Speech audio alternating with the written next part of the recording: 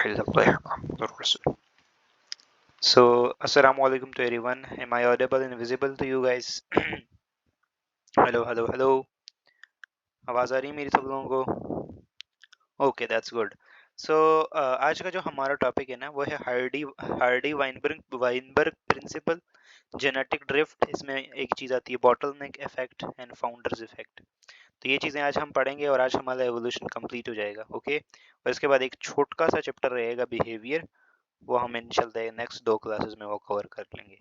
Then हमारा course हो जाएगा complete. Okay, so starting with यहाँ पे 2 चीज़ें रह गई थी. थोड़ा लाउडर बोलूँ? ओके, कितना louder? How much louder? What do you mean भाई, मतलब कितना लाउडर बोलूँ? और इससे भी और ज़्यादा लाउडर? अभी सही है? ओके चलो ठीक है. ओके, सो उससे पहले हमारे पास ना 2 टॉपिक हमारे पास रिमेनिंग थे, जिसमें evolution of eukaryote from prokaryotes वाला जो टॉपिक था, तो इसको थोड़ा सा डिस्कस कर लेते हैं. हमारे पास यहाँ पे 2 चीज़ें इसने बताई हैं, प्रोकैरियोट से यूकैरियोट कैसे बने. तो यहाँ पे 2 थ्योरीज हैं, एक मेम्ब्रेन इन्वेजिनेशन की थ्योरी है और एक इंडो सिम्बायोटिक थ्योरी है. ओके, तो ये चीज़ हमने डिस्कस नहीं की थी. 2 सिंपल सिंपल सी चीज़ें हैं, we will discuss that and then हम आगे प्रोसीड करेंगे. तो सबसे पहले यहाँ पे क्या है मेम्ब्रेन इन्वेजिनेशन. इन्वेजिनेशन का मतलब होता है ना मेम्ब्रेन का अंदर की तरफ मुड़ जाना. ओके, तो हमें पता है जो प्रोकैरियोटिक सेल्स होते हैं जैसे बैक्टीरिया है, ठीक है, बैक्टीरिया साइनोबैक्टीरिया है, तो उनमें क्या होता है, उनमें हमारे पास यस उनमें जो जेनेटिक मटेरियल है उसके अराउंड न्यूक्लियर मेम्ब्रेन नहीं होती. मेम्ब्रेन बाउंड ऑर्गेनल्स जो होते हैं उसके अंदर, जैसे endoplasmic reticulum, Golgi bodies, ribosomes तो है नहीं, वो सब के सब जो मेम्ब्रेन बाउंड ऑर्गेनल्स होते हैं ना वो प्रोकैरियोटिक सेल्स में नहीं होते, जबकि यूकैरियोटिक सेल्स में वो होते हैं. तो एक थ्योरी है मेम्ब्रेन इन्वेजिनेशन की. ठीक है, मेम्ब्रेन इन्वेजिनेशन क्या कहती है कि अज्यूम करो ये हमारे पास प्रोकैरियोटिक सेल था, उसकी मेम्ब्रेन थी, ठीक है, और यहाँ पे उसका क्रोमोसोम्स वगैरह पड़ा हुआ था, लेट्स सपोज. ठीक है, तो ये मेम्ब्रेन अंदर की तरफ इन्वेजिनेट हुई और इसके सराउंडिंग में ऐसे आ गई. ठीक है, तो इस तरह से हमारे पास क्या बन गया, न्यूक्लियर मेम्ब्रेन बन गई. सिमिलरली जो ऑर्गेनल्स है हमारे पास, माइटोकॉन्ड्रिया है उसके अराउंड भी मेम्ब्रेन आ गई, गोल्जी बॉडीज के अराउंड भी मेम्ब्रेन आ गई, ठीक है, एंडोप्लाज्मिक रेटिकुलम के अराउंड भी मेम्ब्रेन आ गई हमारे पास. ठीक है, तो इस तरह से करते करते हमारे पास क्या हुआ, मेम्ब्रेन इन्वेजिनेशन से मेम्ब्रेन अंदर की तरफ मुड़ी. ठीक है, और उसने बहुत सारे ऑर्गेनल्स को अपने अंदर ले लिया. ठीक है, तो हमारे पास न्यूक्लियर मेम्ब्रेन बन गई और जितने भी साइटोप्लाज्मिक ऑर्गेनल्स हैं हमारे पास, endoplasmic reticulum, Golgi bodies, mitochondria, उन सब के सराउंडिंग में ये मेम्ब्रेन आ गई. ठीक है, ऑल्दो ये ऐसा नहीं हुआ होगा कि चलो भाई इधर से मेम्ब्रेन आई और इधर से पकड़ ली, इसमें मिलियंस ऑफ ईयर्स लगे होंगे. ठीक है, मिलियंस ऑफ ईयर्स लगे होंगे. गुलाम दस्तगीर मैंने अपलोड कर दी है भाई, कर दिए बेटा, कर दिए दोबारा से भाई, क्या हो गया है? मेजबिन, हाँ हाँ, उस वाले पे मैंने दूसरे पे अपलोड. चलो मैं उन दोबारा उनको यहाँ अपलोड कर दूंगा इस वाले चैनल पे. ओके, तो इस तरह से हमारे पास क्या है, इस तरह से हमारे पास क्या है, इस तरह से हमारे पास मेम्ब्रेन इन्विजिनेशन की वजह से सब साइटोप्लाज्मिक ऑर्गेनल बन गए. तो इस तरह से यूकैरियोटिक सेल से प्रोकैरियोटिक सेल से यूकैरियोटिक सेल बने. तो the evolution of prokaryotic from eukaryotes from prokaryote is a complex process that is not fully yet understood, but 2 prominent theories have been proposed. और इसमें एक है हमारे पास मेम्ब्रेन इन्विजिनेशन की थ्योरी और दूसरी है endo symbiotic theory. Okay, these theories provide these theories provide different perspective on the origin of eukaryotic cells. Okay, membrane invagination में क्या होता है, the theory suggests that eukaryotic cells evolve from a ancestral prokaryotic cells. ठीक है, eukaryotic cells आए वो prokaryotic cells आए. ये देखो ये जो डीएनए है हमारे पास, इसमें देखो मेम्ब्रेन अंदर की तरफ इन्वेजिनेट हुई, ये देखो नजर आ रहा होगा आप लोगों को, इन्वेजिनेशन हुई मेम्ब्रेन की, और ये किसके सराउंडिंग में आ गई, ये हमारे पास क्रोमोसोम डीएनए के सराउंडिंग में आ गई और हमारे पास क्या बन गया, न्यूक्लियस बन गया प्रॉपर. ठीक है, प्रॉपर डेफिनेट न्यूक्लियस बन गया. सिमिलरली एंडोप्लाज्मिक रेटिकुलम की सराउंडिंग में भी आ गए तो हमारे पास क्या हुआ, जो एंडोप्लाज्मिक रेटिकुलम की भी मेम्ब्रेन बन गई. ठीक है, तो इसमें क्या हुआ, through the process of A gradual membrane invagination और इनफोल्डिंग. ठीक है, the key idea of the eukaryotic cells is internal membrane system including the nuclear envelope and endoplasmic reticulum formed by the enfolding. तो खैर आपको पता है ना eukaryotic और प्रोकैरियोटिक का डिफरेंस आप लोगों ने पढ़ा होगा कि यूकैरियोटिक सेल्स के अंदर जो है वो ट्रू न्यूक्लियस मेम्ब्रेन होती है, प्रोकैरियोटिक में नहीं होती. ठीक है। और दूसरी बात ये है कि यहाँ पे ये बनी कैसे, तो वी नो कि हमारे पास मेम्ब्रेन इन्वेजिनेशन से हुआ। ओके, ठीक है, आगे बढ़े। तो ये एक था मेम्ब्रेन इन्वेजिनेशन, और दूसरे हमारे पास एंडोसिम्बायोटिक थ्योरी। ठीक हो गया। एंडोसिम्बायोटिक थ्योरी क्या कहती है, यहाँ पे इसके दोनों के डिफरेंसेस भी दिए हुए हैं। तो एंडोसिम्बायोटिक थ्योरी ये कहती है कि हमारे पास क्या है, दिस इज एंडोसिम्बायोटिक थ्योरी। दो ऑर्गेनल्स इसकी दो ऑर्गेनल इसका सबूत देते हैं, एक माइटोकॉन्ड्रिया और दूसरा प्लास्टिड। ठीक है, प्लास्टिड में से भी क्लोरोप्लास्ट इसने बोला है। ठीक है, तो उन दोनों के पास अपना ना जेनेटिक मटेरियल होता है, अपना डीएनए होता है, वो एग्जैक्टली वैसे डीएनए होता है जैसे बैक्टीरिया का होता है। ठीक है, तो एंडो का मतलब क्या होता है, एंडो का मतलब सेल के अंदर सिम्बायोटिक सिम्बायोटिक एसोसिएशन होता है। ठीक है, सिम्बायोटिक एसोसिएशन वैसा एसोसिएशन होता है जिसमें दोनों लिविंग ऑर्गेनिज्म का क्या हो, फायदा हो, म्यूचुअल फायदा हो। ठीक है, म्यूचुअल बेनिफिट हो। तो this type of association is symbiotic association. और एंडोसिम्बायोटिक तो सेल के अंदर। द एंडोसिम्बायोटिक थ्योरी प्रपोज है इसमें मोटा मोटा ये है कि हमारे पास जो पहले प्रोकैरियोटिक सेल्स थे ना, उनके पास ये जो हमारे पास ये जो यस, एक बैक्टीरिया था जो कि एनर्जी प्रोड्यूसिंग बैक्टीरिया था, उसे माइटोकॉन्ड्रिया था। ठीक है, और माइटोकॉन्ड्रिया को क्या चाहिए था, माइटोकॉन्ड्रिया को चाहिए था फ्री, मतलब अपना ना प्रोटेक्शन के लिए कुछ जगह चाहिए थी, वो अकेले प्रोटेक्टेड नहीं रहता था। तो क्या हुआ, वो हमारे पास क्या हुआ, after long period of time passage के साथ वो यूकैरियोटिक सेल में आया। और इसका प्रूफ क्या है कि भाई ऐसा है, तो माइटोकॉन्ड्रिया के पास अपना डीएनए होता है, वो डीएनए सर्कुलर होता है, बिल्कुल एग्जैक्टली सर्कुलर होता है जैसे बैक्टीरिया का डीएनए होता है।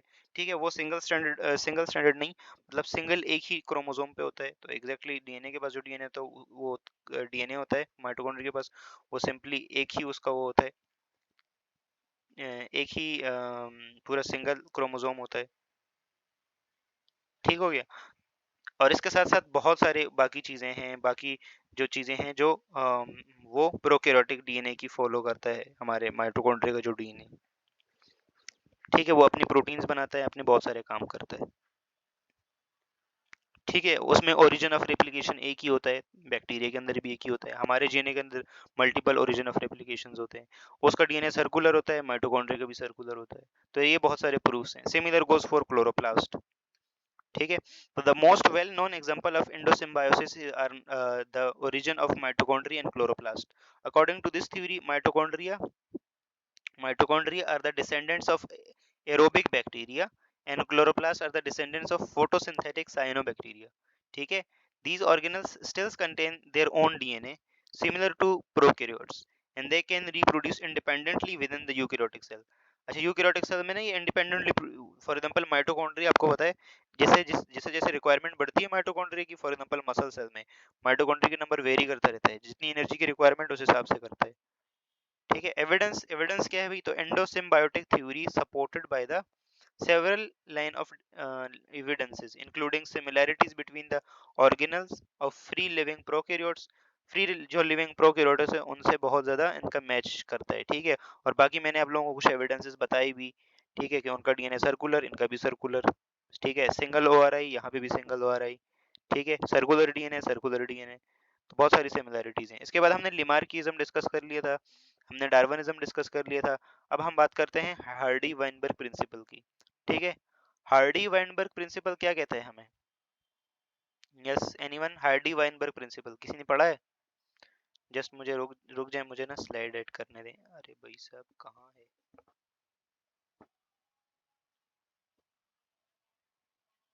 Yes, Hardy Weinberg principal.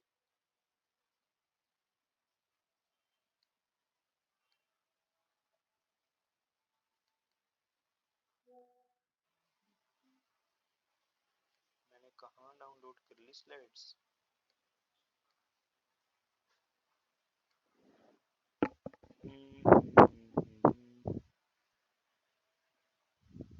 वालेकुम अस्सलाम विशाल कुमार।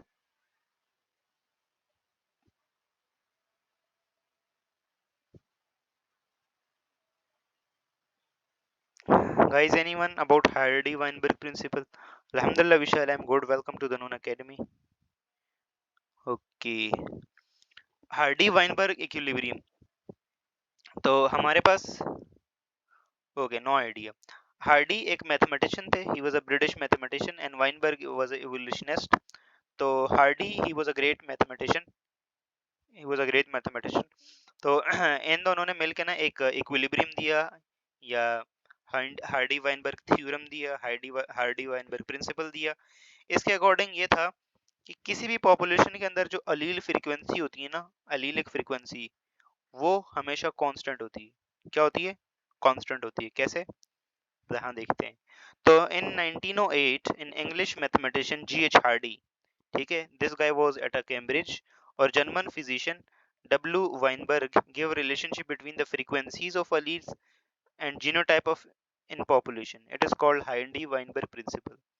इस प्रिंसिपल के अकॉर्डिंग क्या है कि the frequencies of dominant and recessive allele in a population will remain constant। ठीक है, कोई सा भी अलील है ना, कोई सा भी जलील भाई है, वो हमेशा पॉपुलेशन के अंदर कांस्टेंट रहेगा, चाहे वो डोमिनेंट है चाहे वो रिसेसिव है। ठीक है, फ्रॉम जनरेशन टू जनरेशन। ठीक है, प्रोवाइडेड सर्टेन कंडीशन एग्जिस्ट। ठीक है, तो हार्डी वाइनबर्ग प्रिंसिपल या हार्डी वाइनबर्ग लॉ या हार्डी वाइनबर्ग थ्योरम जो है वो क्या कहता है कि जो फ्रीक्वेंसी है ना अलील्स की, जैसे लेट सपोज मेरे पास एक रैंडम सी पॉपुलेशन है, यहाँ पे मैं फ्लावर का कलर ले रहा हूँ, लेट सपोज जैसे हमने बात की थी ना पीछे दूसरे वाले चैप्टर में।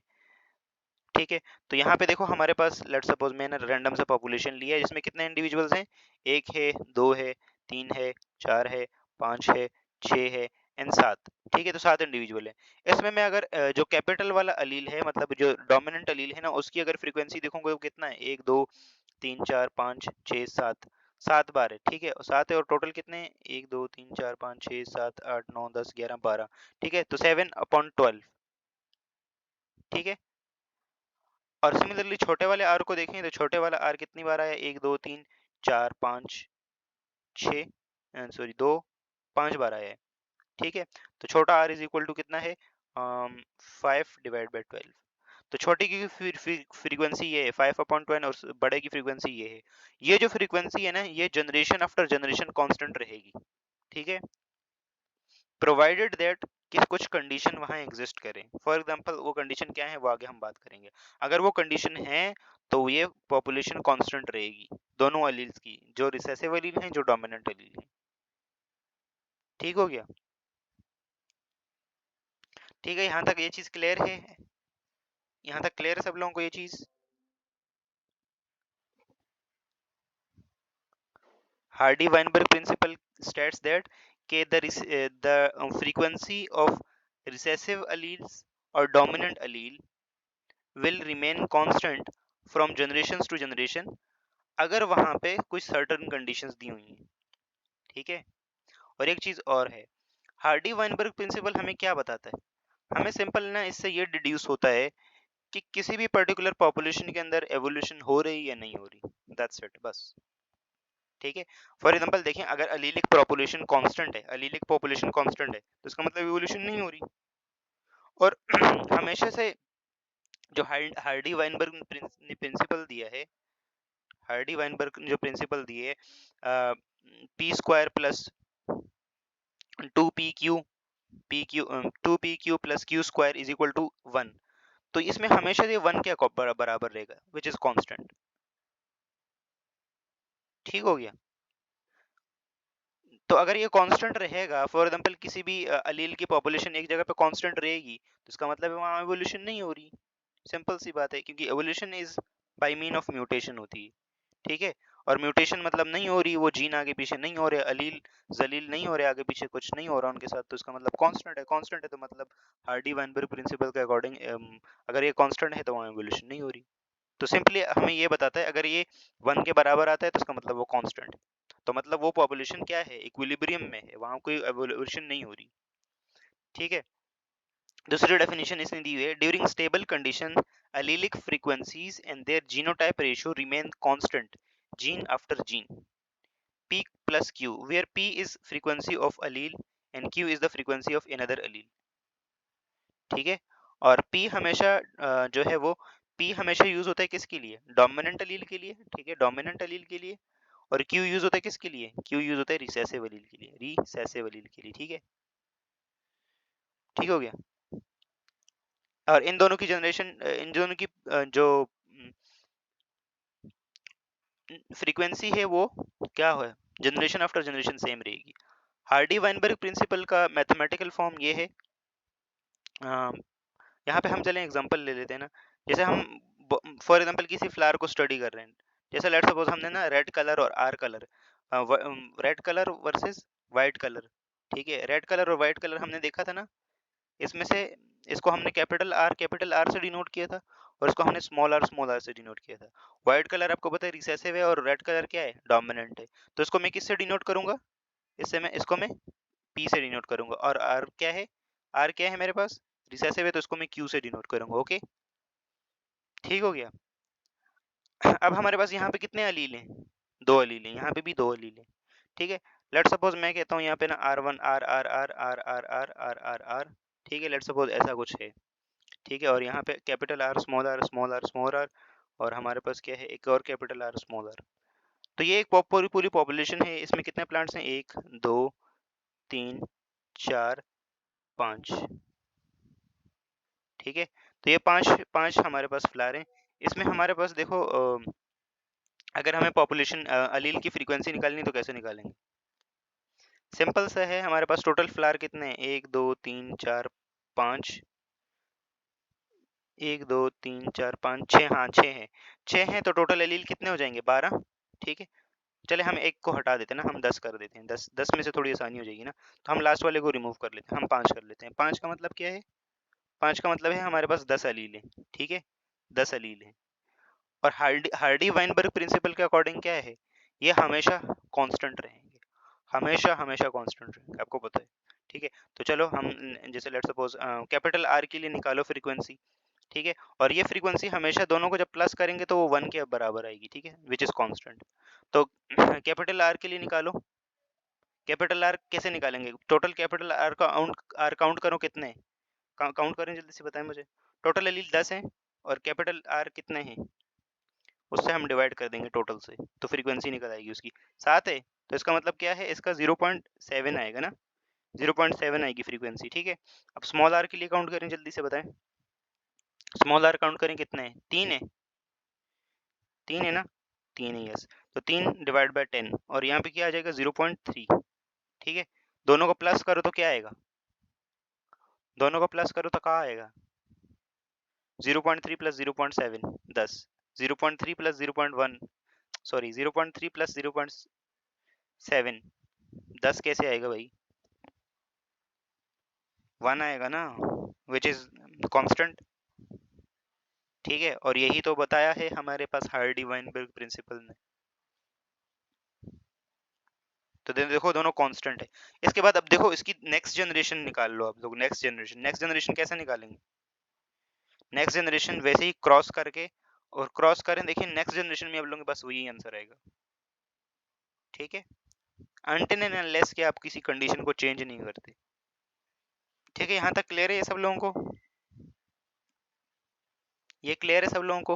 अच्छा, कभी हार्डी हार्डी वाइनबर्ग प्रिंसिपल की ये इक्वेशन, वैसे ये आती तो बहुत कम है, कई बार एमडीकेट में अगर पूछ ले तो काम आ सकती है, वरना इसकी मैथमेटिकल फॉर्म के सीक्यूज इतने कुछ नहीं आते। तो हार्डी वाइनबर्ग प्रिंसिपल की जो मैथमेटिकल इक्वेशन है ना, वो ऐसे भी करके लिखते हैं, P plus Q is equal to 1, ठीक है, ऐसे भी लिखते हैं।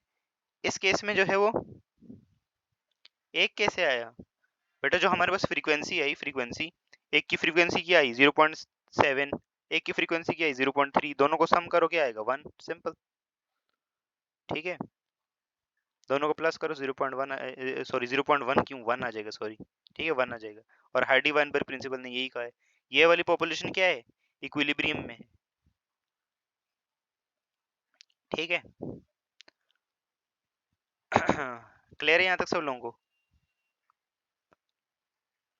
अच्छा, हार्डी वाइनबर्ग प्रिंसिपल की एक ये है p plus Q is equal to 1, एक ये है p square plus 2pq plus Q square is equal to 1, ठीक है। ये उस केस में लगाते हैं जब दोनों हमारे पास क्या हो, होमोजाइगस केस हो, होमोजाइगस, ठीक है, होमोजाइगस सिचुएशन हो, होमोजाइगस, ठीक है। ये होमोजाइगस p हमेशा हार्डी वाइनबर्ग प्रिंसिपल में p हमेशा किसके लिए यूज होता है, डोमिनेंट के लिए, तो होमोजाइगस डोमिनेंट। तो इस केस में हम ना जैसे कैपिटल आर है तो फिर ये वाली, और स्मॉल आर है तो फिर इस तरह की ये वाली इक्वेशन यूज करेंगे। क्या बता दो? Am I audible to you guys? Slide visible है? कौन सी स्लाइड भाई? स्लाइड में लिख रहा हूँ। जी जी, स्लाइड लगी हुई है, मैं लिख रहा हूँ।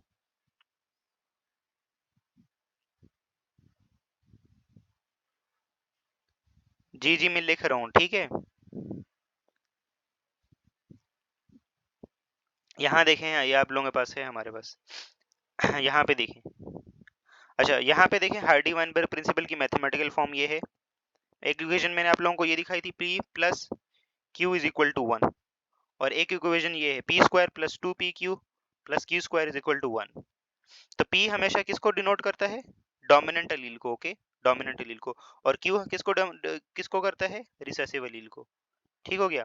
और हमारे पास P स्क्वायर है, तो ये देखो, P स्क्वायर है, स्क्वायर, तो हमारे पास देखो ना, R है ना, तो हम 2R ना लिख करके इसको स्क्वायर कर देते हैं, क्योंकि 2R है तो P का स्क्वायर कर दिया।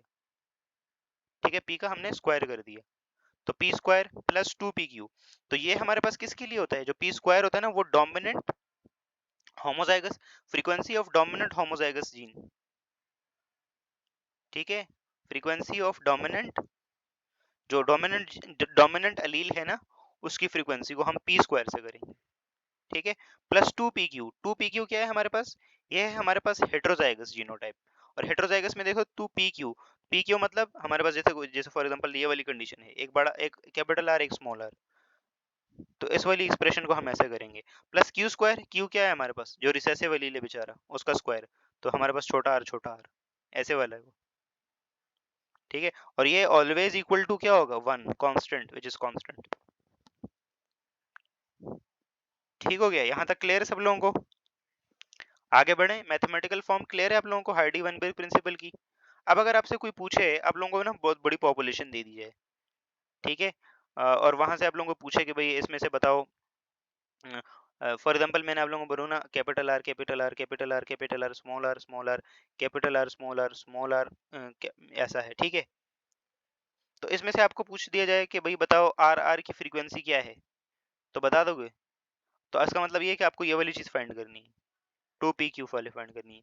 अगर आपको बोले कि भाई कैपिटल आर क्या है, तो मतलब आपको जो डोमिनेंट अलील है उसकी फ्रीक्वेंसी फाइंड करनी है इसकी। रिसेसिव में हेटेरोजाइगस लिखा हुआ ना, रिसेसिव। ओह अच्छा, इसने हेटेरोजाइगस बोल दिया, नहीं, यहाँ पे हेटेरोजाइगस नहीं होगा, सॉरी, यहाँ पे हेटेरोजाइगस नहीं होगा, दिस इज होमोजाइगस। रिसेसिव हमारा हमेशा होमोजाइगस ही हो सकता है ना, small R, capital R small R तो रिसेसिव नहीं हो सकता। Okay, this is a mistake, this is a mistake, Samra. Wow, ठीक है। यहाँ देखें, if there are two alleles for a trait in a population, then P plus Q is equal to 1। ठीक है, यही है Hardy Weinberg principle, frequency of dominant allele, frequency of recessive allele. ठीक है, purple is dominant over pink. Clear है सब लोगों को यहाँ तक? ये कोई मसला है, कोई प्रॉब्लम है? कोनो मसला है क्या? क्लियर है? क्लियर है यहाँ तक हार्डी वाइनबर्ग प्रिंसिपल? आगे जाएं, आगे जेनेटिक ड्रिफ्ट के ऊपर जाऊं मैं? ओके, चलें अब जेनेटिक ड्रिफ्ट की बात करते हैं और फिर हमारे पास ये चैप्टर हो जाएगा समाप्त। जेनेटिक ड्रिफ्ट का मतलब क्या है? तो जेनेटिक ड्रिफ्ट हमारे पास क्या है?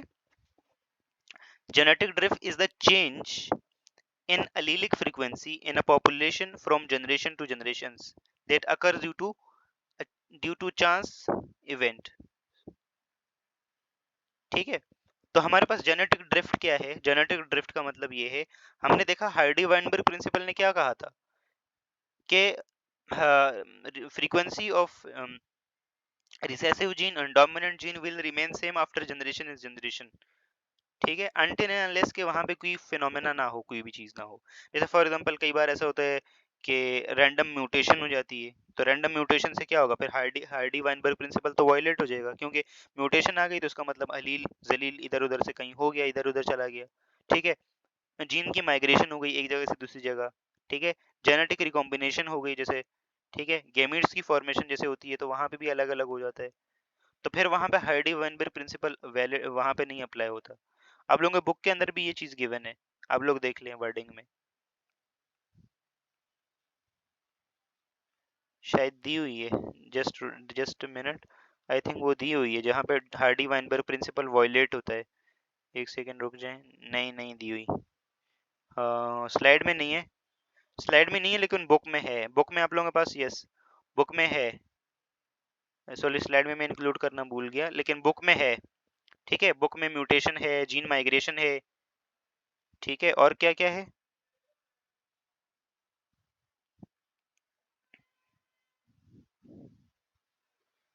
यस मेजबीन, और क्या क्या है हमारे पास?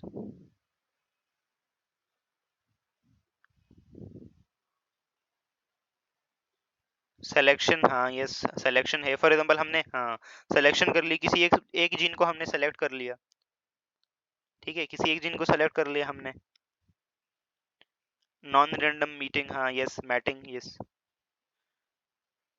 ठीक है, तो ये अगर ये चीजें होंगी, फॉर एग्जांपल हमने, हाँ, जीन फ्लो मतलब एक पॉपुलेशन से जीन दूसरी में जा रहा है, तो ये सारी चीजें होंगी, तो हार्डी वाइनबर्ग प्रिंसिपल ना अप्लाई नहीं होगा ना, क्योंकि उसने बोला है कि प्रोवाइडेड सर्टेन कंडीशन कांस्टेंट। ठीक है, ओके, आगे जेनेटिक ड्रिफ्ट पे आए, तो जेनेटिक ड्रिफ्ट का मतलब क्या है कि जो फ्रीक्वेंसी है ना इसमें चेंज आए। हार्डी वाइनबर्ग ने बोला था कि it will remain equal to 1। ठीक है, लेकिन इसमें कोई चेंज आए, ठीक है, जेनेटिक ड्रिफ्ट, अलील की फ्रीक्वेंसी में चेंज आए किसी भी इवेंट की वजह से, जीन फ्लो की वजह से हो, या सिलेक्शन की वजह से हो, या किसी भी वजह से हो, तो इस वजह से कोई चेंज आ जाए हमारे पास, इसे हम कहते हैं जेनेटिक ड्रिफ्ट। ठीक है, तो the genetic drift is the change in allelic frequency in a population from generation to generation that occurs due to chance or event. To be more exact, genetic drift is change due to sampling error in selecting the allele from generation to generation gene pool of a current generation. Although genetic drift happen in a population of all size, it affect tend to, yeah, small population। समझ आ गया सब लोगों को? Okay, just kidding. Genetic drift सबको समझ आया? सबको ना समझ आ गया?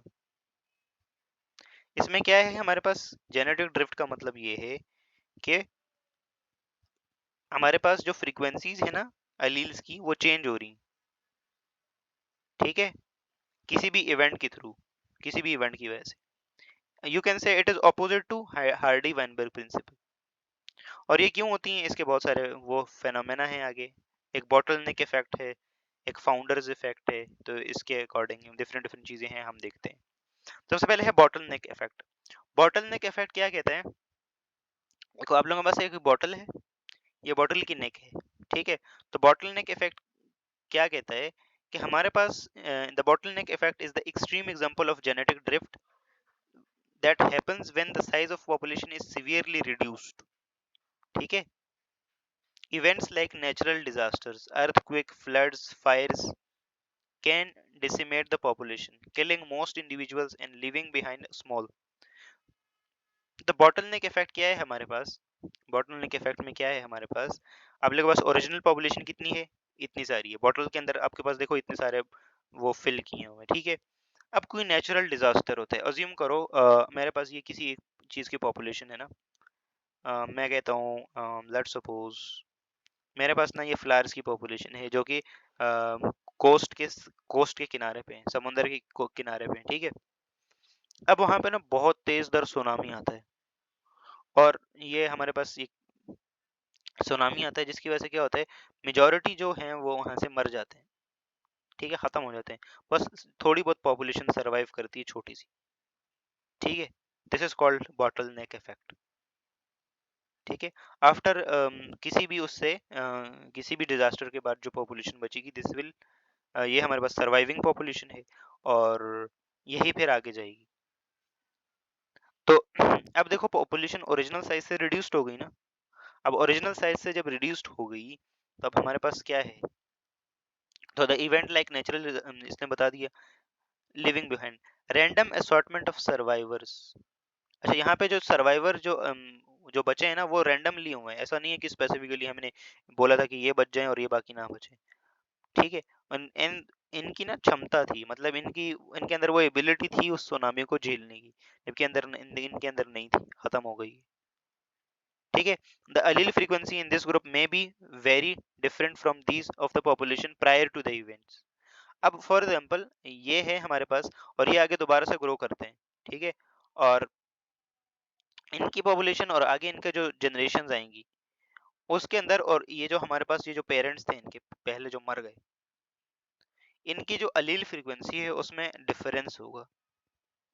ठीक है, तो हमने जेनेटिक ड्रिफ्ट में यही पढ़ा है ना कि नॉर्मल से चेंज आ जाए। ठीक है, तो the allele frequency in this group may be different, may vary different from those of the population prior to the event, and some allele may be missing entirely. The smaller population will be more susceptible to effect of genetic drift for generations until its number returns to normal, potentially causing even more allele to be lost. Imagine a bottle filled with marbles, marbles वो किसके कहते हैं, बिलोर, कंचे, where marbles represent an individual in a ये आगे इसने example बताई है, ये सिंपली इसने बोला कि वो जो आप लोग खेलते हैं ना, जिससे किससे खेलते हैं, वो जो कंचे खेलते हैं, गोटियां जो खेलते हैं, तो वो इमेजिन किया है, एक एक मार्बल जो है वो एक इंडिविजुअल को रिप्रेजेंट करता है। यहाँ पे कोई इवेंट होता है नेचुरल, ठीक है, जिसकी वजह से मेजोरिटी पॉपुलेशन खत्म, थोड़े से बचते हैं, वो इधर सर्वाइविंग पॉपुलेशन में आते हैं, और इनमें जो है वो अलीलिक फ्रीक्वेंसी अब चेंज होगी। ठीक है, क्यों, क्योंकि इनमें स्पेसिफिक वो है ना, और इनसे आने वाले आगे फ्यूचर में जो आने वाले प्लांट्स हैं या जो भी वो है, तो उनकी जेनेटिक फ्रीक्वेंसी डिफरेंट होगी। बॉटल नेक इफेक्ट क्लियर है? बॉटल नेक इफेक्ट क्लियर है? आगे जाएं, आगे है फाउंडर्स इफेक्ट। फाउंडर्स इफेक्ट में क्या है, ये आप लोगों के पास एक पॉपुलेशन है जिसमें आपको पास डॉट डॉट दिखाया हुआ है, सही है, एक स्पेसिफिक जगह पे। अब इस पॉपुलेशन से क्या हो जाए, अब इस पॉपुलेशन से कुछ इंडिविजुअल का दूसरी तरफ चले जाएं और वहां पे वो अलग से वो करें, रिप्रोड्यूस हों, तो आपको पता है वो अपने एनवायरनमेंट के हिसाब से, अपनी जियोग्राफी के हिसाब से उनमें जो है वो अलील्स वो होंगे। ठीक है, तो अब क्या होगा, अब जो ओरिजिनल जो फ्रीक्वेंसी है रिसेसिव और डोमिनेंट जीन्स की, वो अल्टर हो जाएगी ना, तो यही तो है हमारे पास जेनेटिक ड्रिफ्ट। सिमिलरली यहाँ पे भी ऐसे ही है, यहाँ पे भी ऐसे ही है। ठीक है, तो फाउंडर्स इफेक्ट में क्या है, in the founders effect it is another extreme example of drift, one that occurs when a small group of individual break from large population to establish a colony। ठीक है, ये लार्ज उससे वो किया हुआ है, अलग हो गए, उन्होंने छोटी छोटी कॉलोनी बना ली। ठीक है, the new colony is isolated from original population and the founding individual may not represent the full genetic diversity of original population। ठीक है, that is the allele founding population may be present at a different frequencies। अब जैसे for example देखें, यहाँ पे इसने जितना भी लिखा है ना, ये आप लोग पढ़ लेना। ठीक है, यहाँ पे मैं आप लोगों को जस्ट समझा रहा हूँ। तो हमारे पास क्या हुआ, यहाँ पे ये मेरे पास ना बड़ी पॉपुलेशन है, इससे क्या हुआ, ये वाली पॉपुलेशन ना अलग हो गई। क्यों अलग हुई, due to any certain factor. ठीक है, अज्यूम करो किसी ज्योग्राफिकल फैक्टर की वजह से हुई। ठीक है, यहाँ से ये अलग हो गई, यहाँ से ये अलग हो गई। अब देखो तीनों के अंदर देखो, इसके अंदर देखो, सबके अंदर देखो, जो हमारे पास उस तरह स्क्वायर ऑरेंज कलर के जो डॉट्स हैं और ये गोल कलर के जो ब्लू कलर के डॉट्स हैं, वो देखो, वो और दोनों जो डॉट्स हैं वो यूनिफॉर्मली डिस्ट्रीब्यूटेड है। जबकि इधर देखो, इधर सारे किस वाले आ गए, इधर आपके देखो सारे ऑरेंज कलर वाले डॉट्स आ गए, यहाँ पे ऑरेंज और ग्रीन मिक्स है, ऑरेंज और ब्लू मिक्स है, सॉरी, और यहाँ पे ब्लू है सारे।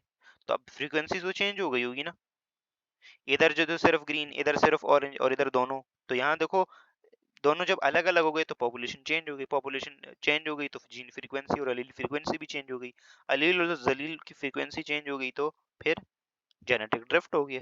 That's so simple. ठीक है, ये पढ़ लेना आप लोग।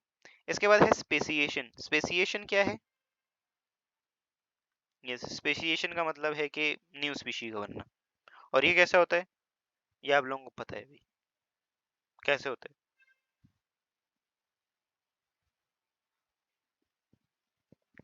How it is possible. Speciation कैसे होता है? थ्रू नेचुरल सिलेक्शन होता है। ठीक है, तो speciation is the process by which new species arises from the common ancestor. It is a fundamental concept in evolutionary biology, and it occurs when population of a single species become genetically isolated from one another and diverge over time. ठीक है, leading to the development of distinct species. Speciation can occur through several mechanisms which are briefly described below. तो speciation क्या है? Speciation का मतलब है new species का बनना। ठीक है, और स्पेसिएशन कैसे बनती है, इसके मल्टीपल मैकेनिज्म बताए हैं। एक है एलोपैट्रिक स्पेसिएशन। एलोपैट्रिक स्पेसिएशन में क्या होता है कि the allopatric speciation occur when a population become physically isolated from other population. ठीक है,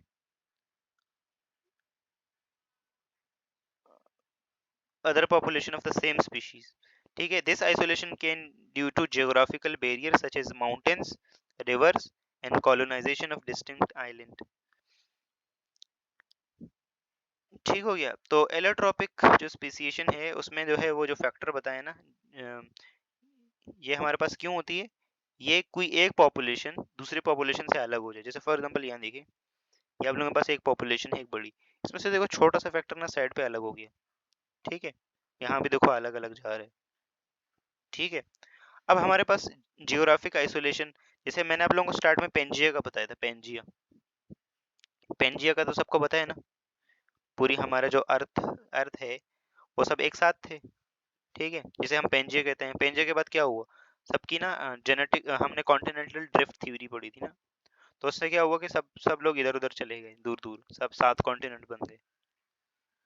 तो इस वजह से ये किसी भी डिफरेंट रीजंस की वजह से, जैसे कोई ज्योग्राफिकल डिस्टेंस हो बीच में, माउंटेन्स आ जाएं, रिवर्स आ जाएं, ठीक है, या for example different different islands पे वो हो जाएं, आबाद हो जाएं, तो इस तरह से क्या होगा।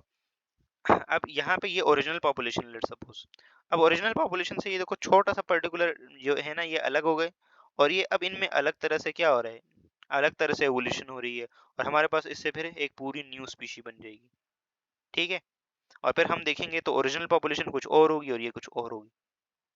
ठीक है, तो इस तरह से न्यू स्पीशी बन गई। तो एक ये बनाया है, बताया। दूसरे है genetic divergence. Over time isolated population में experience different environmental pressure.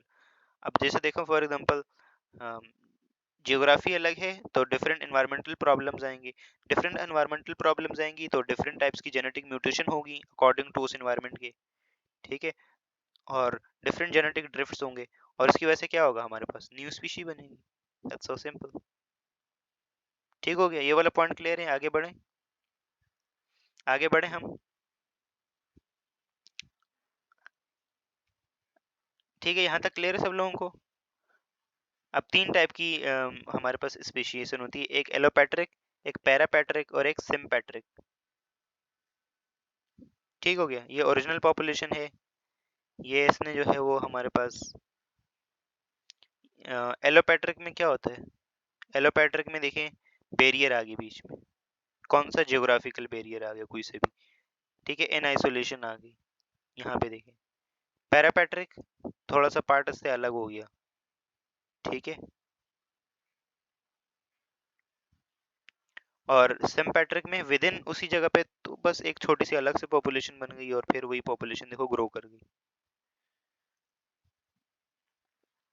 Okay, ये आगे लिखा हुआ भी है। सिम्पैट्रिक स्पेसिएशन में क्या है, in sympatric speciation speciation occur with a geographical isolation, instead it is driven by the factors like niche differentiation. Niche क्या होता है, वो हैबिटेट जहाँ पे लिविंग ऑर्गेनिज्म रहता है, ठीक है, और कुछ ना कुछ काम परफॉर्म करते हैं, उसे हम निश कहते हैं। ठीक है, तो ये निश के जो हैबिटेट है उसके अकॉर्डिंग है। ठीक है, लाइक निश डिफरेंशिएशन और the development of reproductive barriers within a single population. Niche speciation क्या है, different sub population within the single habitat एक ही हैबिटेट के अंदर may specialize in different ecological niches or food sources. Over the time, this niche specialization can lead to genetic divergence and formation of distinct species. ठीक है. Reproductive isolation in sympatry and speciation. Reproductive barriers such as change in mating. जैसे यहाँ पे reproductive barrier में, जैसे for example हम अपने घरों पे आर्टिफिशियल सिलेक्शन करवाते हैं, वो इसमें आ सकती. इसमें हमें स्पेसिफिक ट्रेड्स की जो चीजें चाहिए होती. ठीक है. और उसके बाद है पैराटॉपिक स्पेसिएशन. तो parapatric speciation occur when the population are partially isolated and adjacent to one another. ठीक है. पार्शियली आइसोलेटेड, देखो दोनों आइसोलेटेड हैं पार्शियली. ठीक है. इसके बाद लास्ट है जीन फ्लो. तो व्हाट इज जीन फ्लो? तो इसमें हमारे पास while some gene flow may still occur between neighboring population, the gradient of environmental condition can lead to gene flow. किसी एक पॉपुलेशन दूसरी से दूसरी पॉपुलेशन में जीन जाएगा तो उससे क्या होगा? जीन एक जगह से दूसरी जगह फ्लो कर रहा है, जीन एक जगह से दूसरी जगह फ्लो कर रहा है, तो इससे क्या होगा? न्यू वेराइटी के ऑर्गेनिज्म बनेंगे और ये न्यू तरीका है स्पेसिएशन का. ठीक है. लास्ट में फाउंडर इफेक्ट है और ये आप लोगों को बता दिया मैंने. फाउंडर्स इफेक्ट वही है, ये पॉपुलेशन से सेपरेट हो गया और अलग से ग्रो करने लग गया. तो यहाँ पे आप लोगों का ये चैप्टर होता है खत्म. Any question up to this? कोई सवाल किसी का तो मोस्ट वेलकम. कोई सवाल है किसी का? यस. No question. यहाँ पे आप लोगों का ये चैप्टर होता है समाप्त. कल से हम स्टार्ट करेंगे चैप्टर नंबर एनिमल बिहेवियर, और वो हमारे पास 2-3 क्लासेस में खत्म हो जाएगा. मैंने आप लोगों को स्लाइड सब भेज दी हैं और नोट्स भी भेज दिए हैं. ठीक है. बाकी जो है वो आप लोगों को इस बुक के जो नोट्स हैं वो पेड क्लास में मिलेंगे. ठीक है. मैंने बना लिए हैं, वो आप लोगों को पेड क्लास में मिलेंगे. यस. यहाँ तक सब लोगों को क्लियर है? एनी क्वेश्चन, एनी डाउट, कौन प्रॉब्लम है यहाँ तक? तो आप लोगों को पेड का मुझे एग्जैक्टली पता नहीं कब से स्टार्ट होगी, पूछ के बताएंगे कि कब से स्टार्ट होगी. और हाँ, बाकी टीचर्स ने आप लोगों से न्यू बुक के नोट्स शेयर कर दी हैं और स्लाइड्स वगैरह.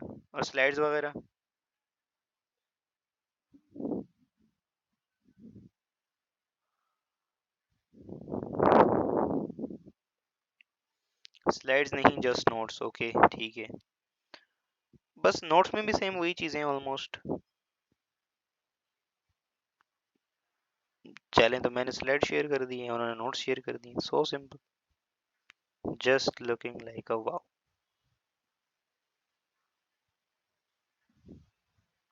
ओके ओके, मैं पूछूंगा, देन देन मैं बता दूंगा. ठीक है. वरना तो आप लोग ऐसे नहीं आएंगे ना फिर पेड में. उधर मैंने नून ऑनलाइन फ्री लेक्चर साहब अपलोड कर दिए हैं, वहां से आप लोग देख लेंगे और फिर आप लोग नहीं आएंगे पेड में और मैं आपको नोट्स दे दूं.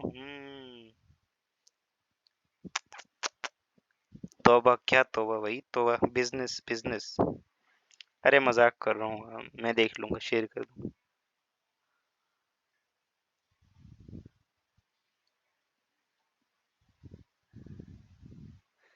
ओके, रिवीजन करने आएंगे. Okay okay okay.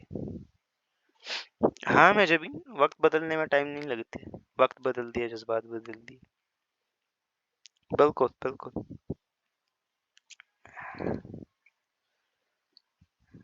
मेरे किसी टीचर ने कहा था कि कभी किसी स्टूडेंट का यकीन नहीं करना, कब बदल जाए वो, कब रंग बदल दे.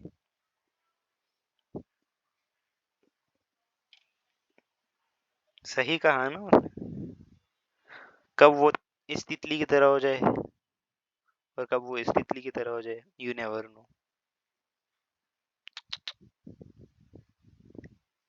चलें, ओके. अल्लाह हाफिज सब लोगों को. मुलाकात होती है नेक्स्ट क्लास में. Till then keep learning and keep exploring. अल्लाह हाफिज. टाटा. Bye bye. ठीक है, मजाक कर रहा था, किसी को ऑफेंड ना हो जाए भाई. दे दूंगा मैं नोट्स. ओके, अल्लाह हाफिज.